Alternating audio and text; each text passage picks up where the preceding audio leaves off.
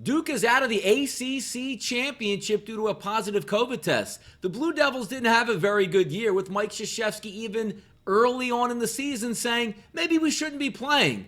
The question is, if Duke was a number one seed heading into the ACC Championship and also March Madness, would they still be playing? This is your Pub Sports Radio hot topic of the day.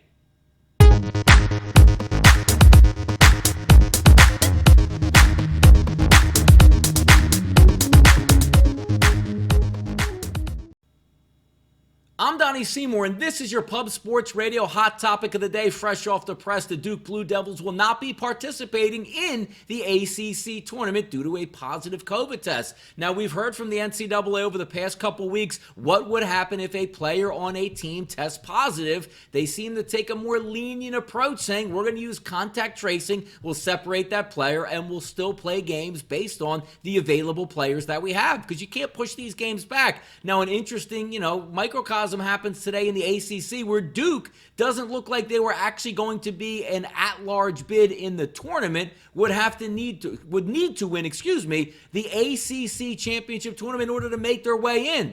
Not only did they say, a positive COVID test, they're not even contact tracing. They're just saying we're done with it altogether. We saw earlier in the season Mike Krzyzewski voice his opinion, saying he didn't think they should be playing at all.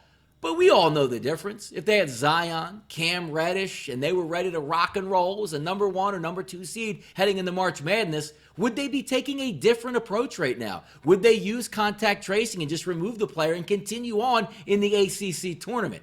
I highly doubt that Mike Krzyzewski and the Duke Blue Devils would have had a positive test with a number one team and sat this one out. We'll see differentiating opinions as the tournament rolls on, because teams that have made March Madness, I would be very surprised if they got a COVID test and just opted out completely without even worrying about contact tracing, saying, you know what?